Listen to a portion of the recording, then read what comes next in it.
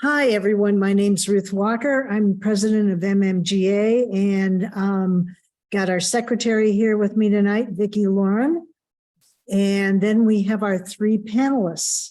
And I hope that you read their bios in the newsletter because I think you'll be impressed with how much knowledge they've got on the native plant, about native plants.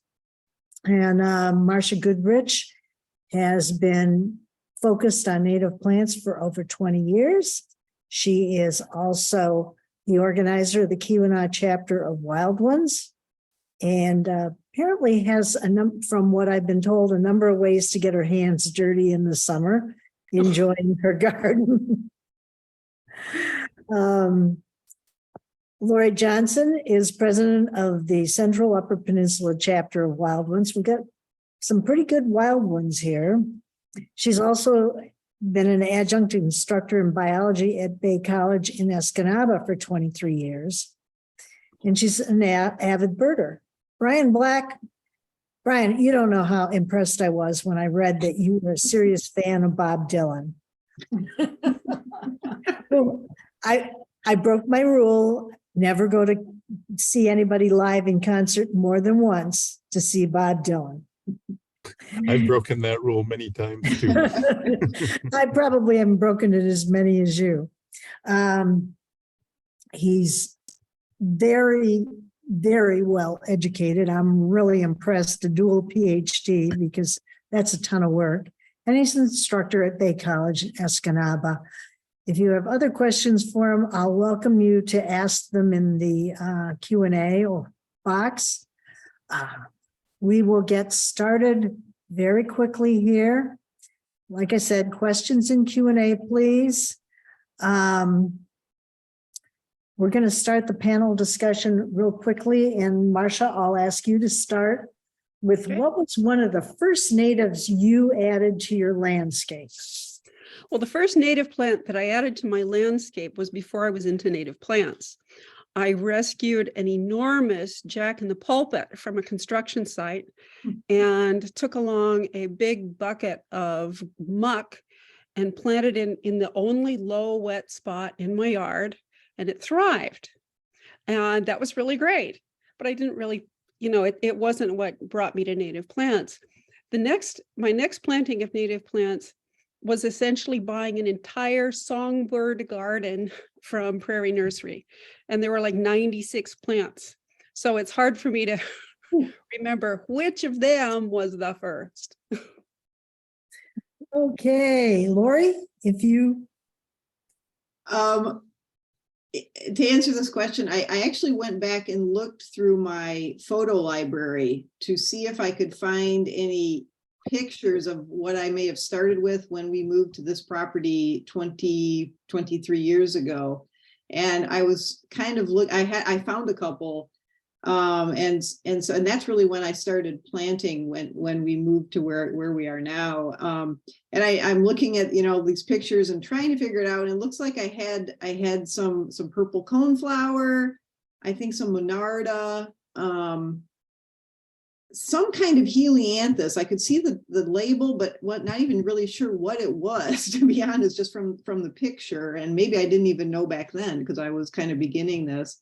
And definitely land-sleeved coreopsis, and that came from Bay College, and that's one I still have quite a bit of. That's probably been the most persistent and continuing one over the years.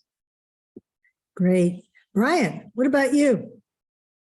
Similar stories. When I was a graduate student, I lived in a farmhouse and we had a big garden, and I wanted perennials and started looking for seeds in the area that I could collect. This was down in Southwest Michigan, and I found some coreopsis, some echinacea, some rudbeckia, black-eyed Susan, and got a little bed going alongside of the house, and finished up and moved to Escanaba 23 years ago and dug those up and brought them along. I've since, I think, replaced all of those Southwest Michigan genotypes with UP genotypes. The Coreopsis that Lori picked up at Bay College, for example, came from populations along the Escanaba River up here. And those have certainly replaced the horticultural varieties that I think I started out with. They're much more well-behaved, in fact. So I even remember having collecting and growing columbine in our gardens when I was a kid. So it'd go way back. Thank you, Brian. Okay, Lori, next question. Do you soil test before you make a native bed? Simple question, answer to that is no. I don't really soil test at all. I kind of, for especially, for native plants, it's kind of what works. And if it doesn't, it doesn't. I don't do a lot of that kind of sort of pre-testing or anything. I mean, I know, because I know what types of plants work best in, in basic different types of habitats, whether, soil types and such. I really don't do soil testing. Okay, Brian, what about you? So I have done a little bit of testing with some kits, which only verified what I pretty much already knew and what you can find out online. I don't remember which agency it is, but there are soil maps and information about soils that you can access for any place in the country just by specifying an area. And it'll tell you a lot about the characteristics of your soil. My gardens for the last 23 years have been in sand, which has little to offer in the way of nutrition. And so there's really no compelling reason to test. And like Lori, I've gotten in the habit of kind of planting everything everywhere and then seeing what does well where. So. Okay, Marcia, how about you? No, Well, that was definite. we should be playing tic-tac-toe, shouldn't we? We win. And I never did back in the day either. I just was too cheap and lazy. I just wanted to get to planting. But no, I just look at the soil and kind of try and match the plant to it. And that has been worthwhile. I guess there are situations where I might, if I really had a plant that needed alkaline soil or something, and I might want to check that, or something that did really well in acidic soil, I might, but most of the time it's just, let's see if this works. And if it does, great. And if not, well, something else will work there. Okay, Brian. I'm going to put a link to the soil test or soil profile site in the chat here. I happen great. to use it in an online lab, so I have it handy. And it's pretty useful to find out what soil you've got. It is indeed. Okay, that's great. A great addition. And then after you've done that, tell us if you've successfully added natives to a perennial bed, or if that's something you would not recommend. So all my beds are perennial beds and they're all natives. So no German bearded iris or anything like that sneaking up into your natives. I have a few non-natives that extend the blooming season in the gardens. Like I've got some tulips and daffodils and a few spring bulb kind of things that pop up in various areas. My wife really loves poppies, so I concede to having a few poppies around. But anything that wasn't native my house had no perennial beds when I moved in, so everything are beds that I created, and pretty much I stuck with natives. Marcia, how about you? So I wonder, I'm looking at the chat, I posted the link and then somebody a minute later said, "What's the link?" So did I post it in the wrong place? It said I sent it to hosts and panelists. Did I send it to the Oh. wrong? Oh, Others can't see it. yeah, I let- think that, you need Brian, to to select everyone. everyone. Yeah. you yeah, can change select that. everyone. Oh, there it is. Yeah, there's Okay, a drop down. here we'll try again. Yeah, I didn't see that either. That's good. Okay, Marcia? Well, I don't have very many conventional plants in my gardens. I've moved to a new house in Houghton, and I went to work immediately getting rid of all of what I call the landscaping solutions. You know, a landscaper had come in and he'd put in a bunch of stuff that the homeowner wouldn't have to do anything with. You know, there was spirea, periwinkle, some irises, and basically those things would take care of themselves. And I gave them, I'm working hard at killing the periwinkle, and I pretty much succeeded, at least in one bed. But I did leave a few things. There were a couple of pavement roses that weren't bothering anybody, and my husband likes the colors. And there was a peony that was really nice, and I've left that also. But other than that, it's pretty much straight natives. Okay. Lori, how about your gardens? I definitely have a few non-natives. I do like, and Brian mentioned this too, I do have a couple of small areas where I have spring bulbs, tulips and things like that. Not a lot of them, but I do have a couple of small beds where I have kind of I've got spring bulbs that come up early, but then in the center of that bed, I've got a native, some kind of a nice, specimen plant native of some kind that will then bloom a little bit later in the season, so I get a bit of variety that way. I also have quite a few what I call heritage plants in my yard. I have yucca in my yard, and the reason I have that is that came from the house I grew up in. And so I kind of have a sentimental attachment to those, and I have a couple others like that I mix in.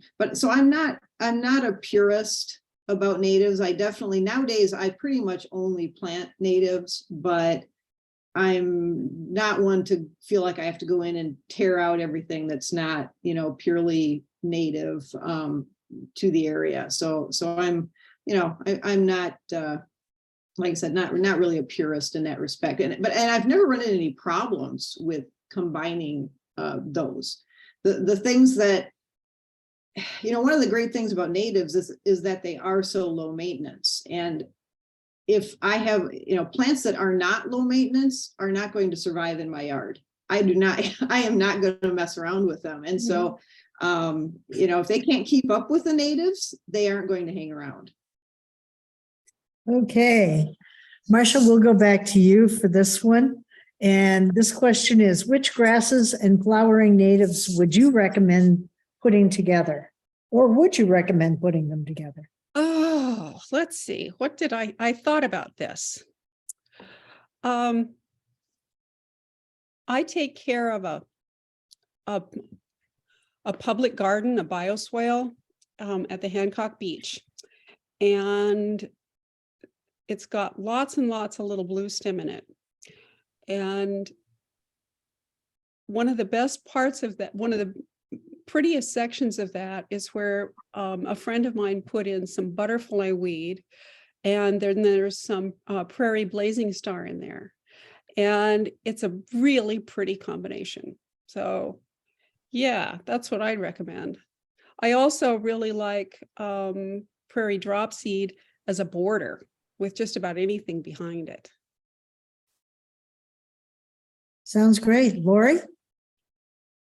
I second the little blue stem. That's one of my favorites. It seems pretty reliable. I've got it in a few places on my property.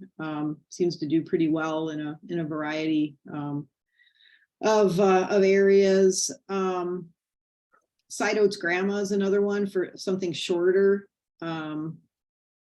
you know, because even the little blue stem, you know, for a small setting like a yard can get a little tall, perhaps. So there, you know, there are some grasses that the drop seed also is a little shorter, you know, and it is a nice one. I also want to call out on this section to not count out sedges. I think people forget about sedges, and sedges. I have had phenomenal success with sedges to the point where my biggest job this spring is going to be digging up some sedges that are kind of taking over, not spreading.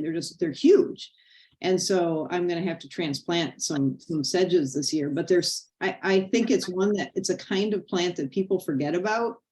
And they're, you know, and we kind of think of them as, oh, they're wetland plants, but that is not the case necessarily. They're for all different habitats. They're big, you know, tall ones, short ones.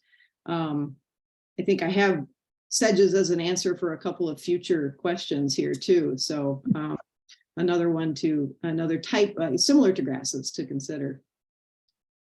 Okay, Ryan, how about you? Native grasses or not? I'd very much agree with both Lori and Marcia. Sedges and reeds in a wet spot can be really attractive and paired with other moisture loving species. I've got a couple combinations of those in some gardens at camp. I have relatively few grasses at home in my gardens, but little blue stem is definitely, I think, the go-to there in terms of pairing with various things. It's very manageable, it's showy, it's robust.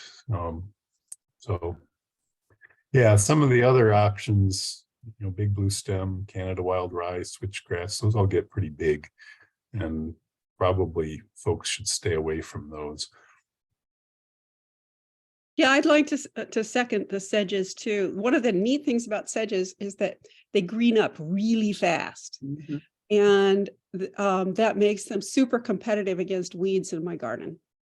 The grasses are, the native grasses tend to be warm season, so it takes them a while to get going. And when you're starting a garden in the early part of the, you know, until the plants are big, sometimes there'll be other things that'll try and muscle them out. But I found that sedges can be, you know, they're right there. They're, you know, they're very assertive, but they won't necessarily take over though. It depends on the species. And following up on that, especially when you've done a new planting and you're waiting for other plants to grow up and fill the plants to grow up and fill the space. How do you manage to control plants? And I'm thinking one answer you just gave us was sedges and add to the group. Do you ever put annuals in just to make things bright and colorful while you're waiting for your plants to mature? Lori, can we start with you on that one? Sure.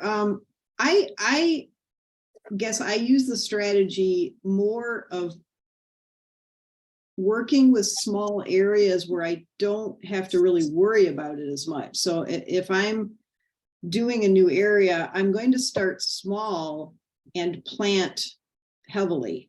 So I don't really worry about filling in those blank spaces. I don't even really mulch anymore. I just, I start small, work in small areas, and then manually weed. That's really what I've, you know, over the years have kind of figured out works for me. Okay, Brian? So density is really the key in you know, getting a bed established quickly. You know, an established bed might have one plant every square foot or so, but you should be planting at 4 times that density if you don't want to have to do a lot of work maintaining and getting things established.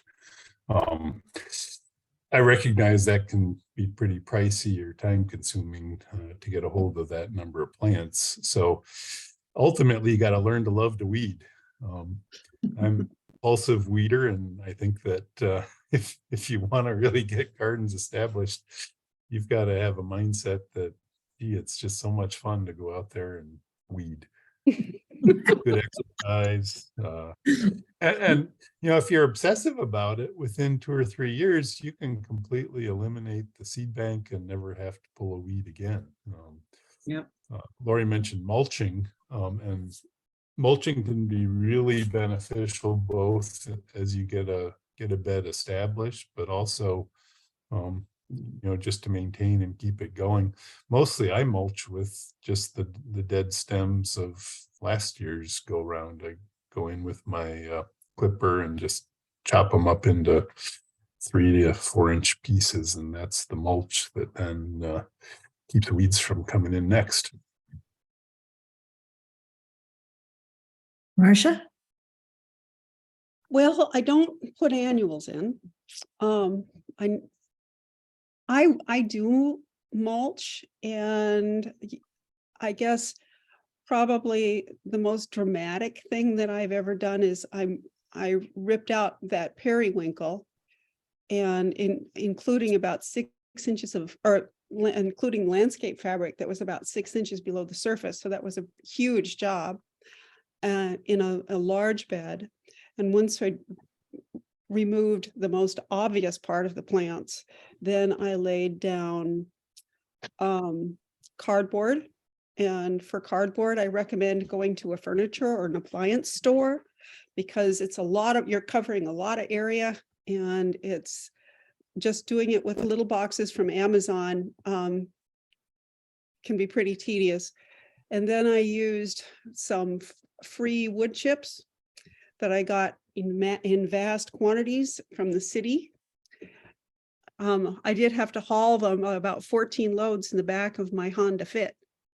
And then I covered that up, and I just let that sit there for about a year before I really started putting things in. There are still vinca coming up through it, but hardly any. And this was 3 years ago. But one event, you know, I probably could have planted right away, but if you leave that mulch and the cardboard sitting there for a few weeks or however long, then the rain will soften everything, and it's really easy to just, you know, clear a spot and put your plants down in there. And it does a really good job of keeping the weeds away. I have also, if I have a especially weedy area and it's in the front yard where the neighbors walk by, I'll lay down either, we have pine straw from our camp that I'll use as mulch, and maybe if the weeds are bad, I'll put newspaper underneath it and then mulch with and cover it with the pine straw. Great, thank you. Mhm. Lori? I think I already answered this question. So are we on Oh, a? I think you did. I'm sorry. Yeah. My list is there's That's too many okay. scribbles on my list. I've got another question for you, though. And that would be sharing an example of a native plant that would thrive in a dry, sunny location. You talked about sedges, which if it requires moisture, I can't grow it. So Yeah. I would love Well, I mean, something sunny and dry, I think, is actually one of the easiest areas. I know my whole, you know, like Brian mentioned, my whole yard is pretty much sand. Maybe loamy sand at best. I've supplemented, you know, some of the soils here, and it's definitely, my one area is quite sunny and definitely dry. And I don't water, you know, that area. And most, you know, the things I have in there, the natives I have in there tend to do well.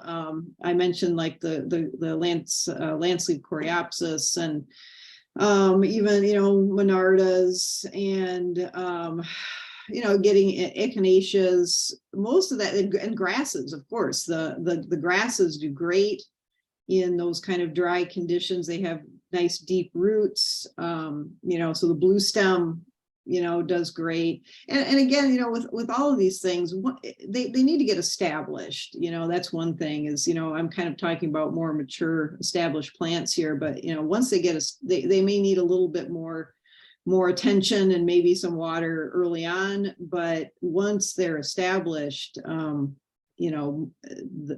even in those drier, sunny spots, there's a lot of options for that kind of a condition. I think could go on for a while about those.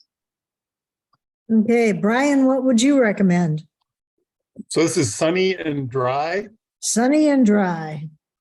I heard Lori mention Monarda while I was typing into the chat there, and both bergamot and spotted bee balm, or I forget the specific epithet for that.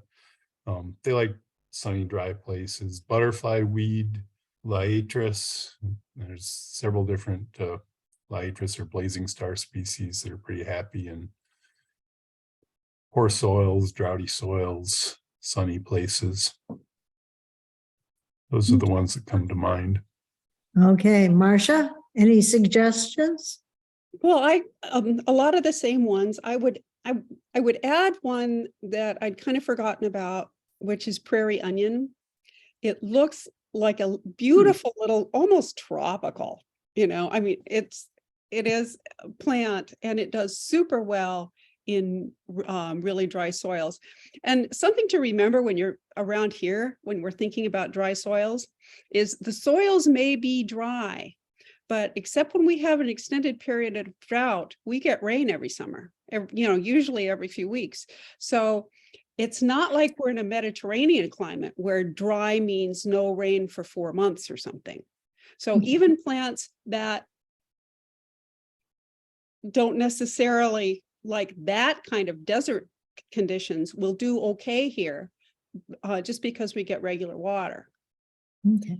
But of course, there are some that really don't like that. And I found that, that one didn't survive, but. Okay, Brian, could you talk a little bit about why cultivars of natives are not the best choice for pollinators and the environment in general? So cultivars are often, put it simply, mutants that have been selected because they're kind of showy, or maybe they are dwarfing varieties that have either hormone deficiencies or deficiencies in hormone receptors. And so they're well behaved and showy in a garden. That can mean that they're a little bit more challenging to grow. They often don't compete as well. Often their flowers are sufficiently mutant that they don't offer the typical rewards that pollinators are looking for. But I think the bigger issues really is you want to match your appropriate genotypes to where you live. They've been living and adapting and evolving in those sites for several millennia, at least, probably. And you're probably just going to have a lot more luck if you use local genotypes than varieties that came from somewhere else. And by luck, I mean, you won't have to work as hard. The show might not be what you expect or hope from a cultivar, but the plants are probably going to be just fine. Great. Marcia? Yeah, what Brian said. It's interesting. There was a study done of cultivars versus nativars by Annie White out of, I can't remember, a university out east. And she found that almost all the time, and this was she counted pollinator visits to native plants, straight species versus the cultivars. And in almost every case, they had more visits of pollinators to the plants. Not every case, because apparently, you can have a cultivar that the only thing that is different about it is that it has a longer bloom season. But Mm. even at that, you know, if you have a cultivar that has been selected for a longer bloom season, you don't know how that's going to affect its abilities as a host plant, or how it its relationship with the fungi under the earth. There's so much that you don't know about what's changed when you get a cultivar. And so if you're growing native plants with the idea of supporting the earth, probably my recommendation is to just buy the straight species. Okay, Lori? Yeah, I mean, ditto on all that. You know, and we have to remember, you know, if we're being conscious of wanting to support that ecosystem, you know, we tend to think of the pollinators, I guess you say, like the adult pollinators, the butterflies and the moths and the flies and all those things which we see, but maybe even more important are the like, you know, I'm a birder, and so I think, you know, how is this affecting birds? And I don't mean, you know, and maybe the birds aren't, well, the birds are eating caterpillars. Caterpillars are hugely important for birds, and we don't notice those as much, you know, and so we might notice fewer adult butterflies perhaps at a cultivar, and, you know, kind of pay attention to that, but maybe the caterpillars can't feed on that cultivar. We aren't going to see that. We don't notice that. Maybe you know, if eggs are being laid on one of these cultivars, they may not have the same nutritional quality for those larvae that should be, you know, growing up on that plant or whatever, or maybe if the foliage is a different color, you know, that may seem like a minor thing, but that's going to affect the eggs that are being laid on that plant. You know, maybe what would normally be a host plant for something can no longer be a host plant because it's not the right color, and that if it's a different color, that's a different, you know, there's different chemical makeup of that plant. And so there's a lot of things that we may not see that can really have an effect on how useful that plant is in its ecosystem. Great, thank you. Marcia, Yes. if you can take the next question, which is, what natives self-seed well? Oh, well, in my garden, Coreopsis is always self-seeded pretty well. Maybe I should add, are any of them thugs? Oh, yeah, there are, but not necessarily I don't have too much, when they self-seed, it's not that hard to pull them out. I mean, cup plant is a great plant. It's huge and impressive, and that's what my neighbors ask me about, and it'll reseed like crazy. But you can pull it out. Mhm. The ones that are that can be difficult if you put them in a place where you don't, by mistake, are things that spread by rhizomes. And of course, the common milkweed is famous for that one. And I find woodland sunflower to be a little bit of a thug too, but maybe Okay. just in my garden. Lori, what are your thoughts? Definitely the Coreopsis, but I love the reseeding of my Coreopsis. Like I said, my whole one big section of my yard is dominated by Coreopsis, and I love I love the way it has spread through self-seeding, or, you know, through reseeding. On a smaller scale, I think the ones Columbine does a really nice job of reseeding. I have a lot of that a lot of volunteers of that come up all over my smaller beds where I have that planted.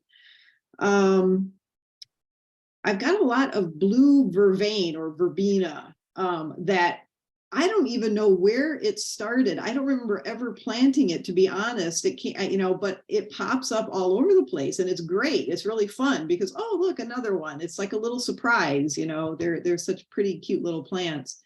And so that's one that in the wetter areas, I have a little pond, tiny little pond right up against the front of my house next to my front porch, and I have some pots in there. I keep it heated in the winter, so I just keep the pots right in it with some perennials in there, and I have that vervain coming up in those pots. I don't know where it came from, but, you know, it's in there, and so it reseeds itself quite a bit. So those are the ones I notice in my area, my planting areas. Brian? Two that reseed quite readily in my yard are New England aster and Heliopsis or false sunflower. And I would not call them thuggish at all, but they reseed heavily, and then you can dig them up and stick them wherever else or give them away. Another thug that both reseeds and spreads rhizomatously is Canada goldenrod. It can really go bonkers if you aren't careful, but it's also pretty shallow rooted and really easy to tear out if you don't want it. So I'll often, let it kind of take over an area for a while, and then I'll just pull it all out and compost it and other things replace it. Okay. Let's spin off that and talk about goldenrod. What are the benefits of goldenrod and how is it mistaken as an allergen producer? And Lori, can we start with you? Oh yeah, goldenrod. Well, I mean, there's I don't know how many different varieties of goldenrod or different species of goldenrod there are. There's so many, and it's a really diverse group. I think simply enough, people see it and it's yellow, and yellow means pollen to people. And so it's assumed that that's what makes you sneeze, I mean, I think that's really the connection there. But, when you think about the allergen producers, the things that cause allergies are going to be the wind pollinated plants, and that especially, Ragweed. Ragweed, thank you. Geez, I forgot the name ragweed. Especially ragweed, which is this little green, thing that, they can get bigger, but, they don't have showy flowers. They're wind pollinated. That's all out on the wind. And so, plants with big showy flowers tend to be more insect pollinated. They're not the ones throwing, as much throwing their pollen out to the wind to bother our noses. And it's just, I think it's mainly just that color. They sort of have a fuzzy look. So it just sort of makes people think, oh, pollen bad, that's a bad thing. And which is, really, really not the case. Okay. Brian or Marcia, would you like to add anything to that? I'd note that goldenrods are really a great part of the late summer landscape. Really important nectar source for pollinators at that time. They smell good if you're brave enough to stick your nose in it. People, again, because they have seasonal allergies, when goldenrod is flowering, they blame the goldenrod instead of the ragweed. But it's and the right species, showy goldenrod or flat top, they're much less aggressive than Canada goldenrod, so they can fit in really well. Okay, Marcia, anything else? Well, I would just like to add my vote of support for the goldenrods, especially showy goldenrod. It's actually not native to where I live. But it will grow here, but it blooms so late that I wonder if it ever really sets seed sufficiently to reseed. But it's a gorgeous plant, and it is a magnet for pollinators. It throws these enormous yellow plumes at the end of the year when you think that that it's time to throw in the towel. No, it's not, because there's the New England aster, and then there's with the purples and pinks, and then there's the showy goldenrod. They're great plants. Cool. Are there any, and we'll start with you, Brian. Are there any native plants that can overtake a landscape in, again, a thuggish way? Well, I think we've mentioned both Coreopsis and goldenrod in that regard. Coreopsis less so, especially if you've got a native local genotype going. They tend to be very well behaved and easy to manage. The real invaders are the non-native kinds of things. I accidentally got some goutweed into one of my beds with something else that I brought in. And it took over, it's about 100 square feet of garden, and it took me a full season of digging to to get that out of there, but eventually I did. Okay. Marcia, any thoughts Well, on, On what's thuggish? Well, like I said, the only native plant that I really had trouble with was woodland sunflower, because I put it in and it spreads by rhizomes, and it was in a place that it was really happy. And it not only wanted, I had to really work to keep it from filling a bed. And it's also great for birds. And so after a couple of years, it started coming up in other parts of my garden. So I would, for me anyway, I would suggest a woodland sunflower would be great in a wooded area that you wanted to add some color and life to, but I will never plant it in a garden again. The other plant that has a reputation for taking things over is Canada anemone. I have never had the right conditions to grow this gorgeous plant, but Neil DeBall of Prairie Nursery calls it anemone my enemy because it's so vigorous. So I have that, and it showed up. I don't know where it came from, and I absolutely love it because it's an area where not a lot of other things would grow. And I'd say the same thing about the woodland sunflower. The one Mhm. bed where it grows well, it grows great. I've tried it in other places, and it doesn't compete. So It neither depends of on where you those have, put stuff. yeah, Mhm. neither of And them how have it, been a real how it, problem. Mhm. hey, Lori? Yeah, I had exactly the same experience with woodland sunflower as Marcia, and it just, again, it's where you plant it. I had it planted in a place I probably shouldn't have planted it because I should have realized it was going to spread as it did. And like she said, it was happy there. It was a little too happy there. And it wasn't the best, it just wasn't a good place to put that particular plant. And so I ended up yanking it all out. I would absolutely plant it again in the right spot though. Because there are definitely places I want something to spread and naturalize more. So a lot of it is just really assessing your site for the plants that you're putting in. Canada anemone, I actually put some in a couple of years ago in my main native bed. And I am, again, with the awareness that is one that spreads, but that's why I put it where I did, because it's a plant I wanted to spread as kind of a low grow, more of a low growing under some other things. And so you have to go in with kind of the awareness of how a plant is going to grow, and put it in the right place. I would say, I put that was an area. It's a bed that I keep fairly moist. I expected to do well there, but I needed a spot where something would fill in, and that was why I chose that one. Okay, great. We haven't talked a lot about shrubs tonight. We have talked a lot about perennial plants. And I was wondering, Marcia, could you tell us some about the native shrubs you've either worked with or that are favorites of yours? Well, in my former house, I put in a row of New Jersey teas, and they did great. And the only problem is that they didn't have the proper exposure, and so they kind of flopped over in the direction of the sun. And so I feel like I did these plants a great disservice. But they did beautifully, and they were covered with lovely little white blossoms in early summer.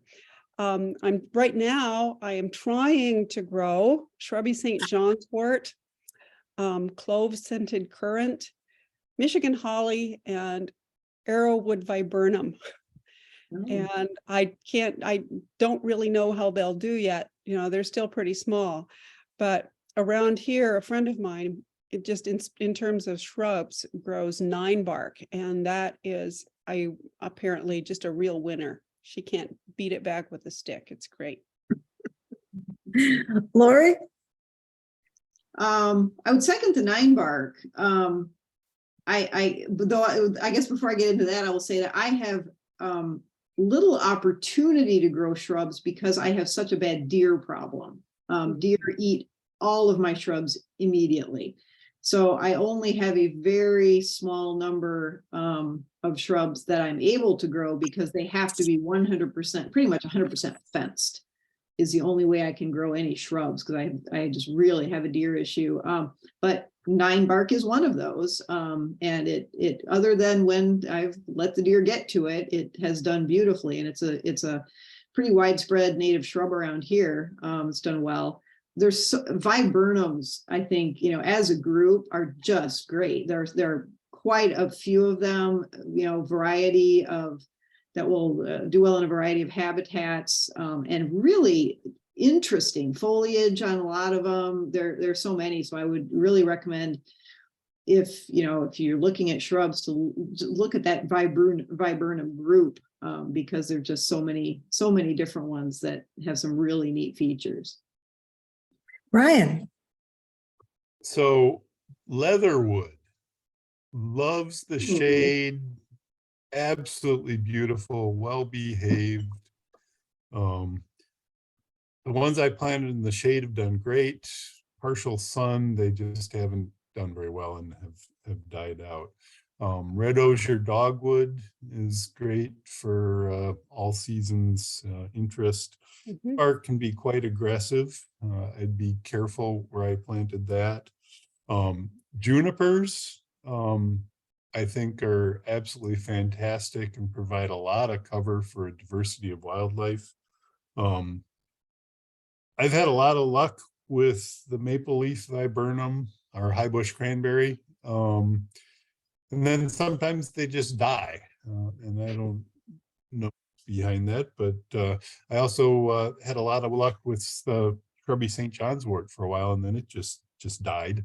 One that I'd really encourage folks to consider if they've got a really poor site, droughty, nutrient poor soil, is Comptonia or sweet fern. Oh yeah, geez. Just a beautiful aromatic shrubby thing that if you're familiar with the smell, it just transports you. In my experience, I absolutely love. And I put it in some of the sandier areas of my yard, and it's persisted without any trouble. It's not been very aggressive. Else, getting into sort of an understory tree, the Amelanchier family, which is a zillion different interbred and hybridized species around here. Sugar plums, what's the other common name there? Serviceberry. Serviceberry. Juneberry. Yep. I can't Some believe of those are kind of shrubby, and some are small trees, depending on what you've got. Brian mentioned sweet fern. I can't believe I didn't think of sweet fern. That just grows naturally all over my yard, and I take it for, I've never planted one because they're there, but they are just wonderful. And I guess I just take them for granted, because and harsh conditions, in this one area of my yard, but they do great, and yeah, the scent is lovely on those. I guess I kind of forget about them because they just do their thing, and I don't have to mess with them at all. Okay, the next question is about what examples of natives flower early, those that flower in mid-season, and those that flower in late season, so that you can support pollinators for an extended period of time. If you've got some favorites, tell us about those. Lori? I think the biggest challenge, I know for me, the early blooming stuff is the biggest challenge, I think. That's another reason that I planted the Canada anemone is a fairly early blooming plant. That's one of the other reasons I planted that particularly a couple years ago. Columbine is an early one, and that one definitely is a great one, for pollinators. there are some native violets that bloom those bloom pretty early. Few different species of those that are potential. Also something like wild strawberry. That would be one that, it's kind of under the radar, it's not showy or anything, but definitely an early bloomer. Mid and late is a lot easier, there's a lot of different options for middle and late blooming. I think, I don't want to take over this whole question, but I think Marcia mentioned both New England aster and the goldenrods as the really late blooming ones. I always think of the New England aster as one of the latest, and it's just incredibly showy and big and beautiful. Probably my favorite late blooming plant, native. Okay, I've Brian, had New England aster blooming at Thanksgiving underneath the streetlights along my house. I don't know how well they service the pollinators, but some of the spring ephemerals I think are fantastic, and I've worked to get a lot of them going. Cicericium or blue-eyed grass, spring beauties, Dutchman's breeches and squirrel corn.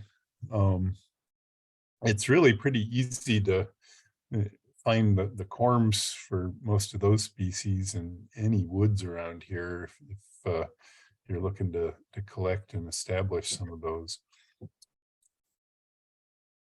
okay, Marcia?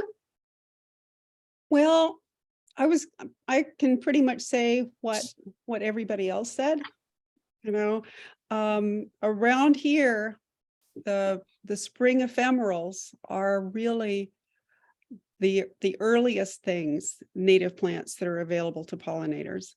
And then there's the blooming trees, like the cherries, red maples, I guess, which most people don't think of as helping the pollinators, but they really do. The The basswood, serviceberry for that. serviceberries, yeah. And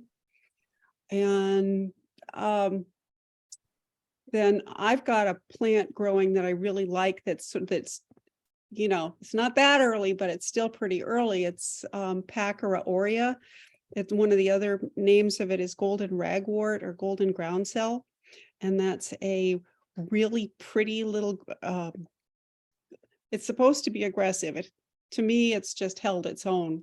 Flower that has beautiful yellow blossoms that rise about a foot off the plant, which has pretty mounded leaves, sort of like you would expect in a violet. And it's really beloved by the smaller pollinators, the little native bees and some of the pollinating flies. It's fun to watch. And later in the year, I think one of my favorites for birds and pollinators is the sweet Joe Pye weed. It grows, it reseeds itself in my yard, but that's about as aggressive as it gets. But it forms these great panicles of rosy pink flowers that are just, the birds love them, and they're covered by pollinators too when they're in bloom. Okay, I'm going to move into one of the questions we had because you brought up sweet Joe Pye weed. Mhm. One of the questions we had was from someone who'd had to step away from a couple minutes and wanted to know if we had mentioned Joe Pye weed as a thug plant. And does anyone have that experience with it? I will tell you, I am in such dry, sandy soil that I can't grow it. I don't even find it down on the beach very often. So I'm wondering what your experience is with it. Well, there's a number of species of Joe Pye weed. Most of the time people think of the wetland species, the common Joe Pye weed. And I've never had conditions where I could grow that. But the sweet Joe Pye weed does very well in medium dry soil and in shade. And it's a grand plant. It gets pretty tall, it'll get, 6 feet tall, maybe. But it's a beautiful back of the border plant. And it doesn't need wet conditions, and it does well in part shade. Great. Lori, Brian, either one of you want to jump in? The same. I have really, dry sandy conditions on most of my property. So I haven't really done much with any of the Joe Pye species. So I may try the sweet with Marcia's recommendation there to see what I can do with it. I've done a little bit in my one bed where I do some more watering and such. I've had some Joe Pye weed, which I think, and Brian mentioned this with a couple of different plants, that I've never had it become invasive. I've had them suddenly die though. So, who knows why, but I wouldn't, wouldn't say I wouldn't recommend them. They certainly can do well in their, in the right habitat. Brian? I've kept a couple of Joe Pye going for years, but it's been my persistent watering that has allowed that to happen. Mhm. Yeah. Okay, we're we're coming. experience. Well, persistent watering is good if that gets you what the results you want. We're coming in towards the close of our hour tonight, and we did have a question in the chat box about, is prairie onion the same as nodding wild onion? And Marcia, I believe you're the one that brought that Yeah. up. No, it's not. I don't believe so, but they are related.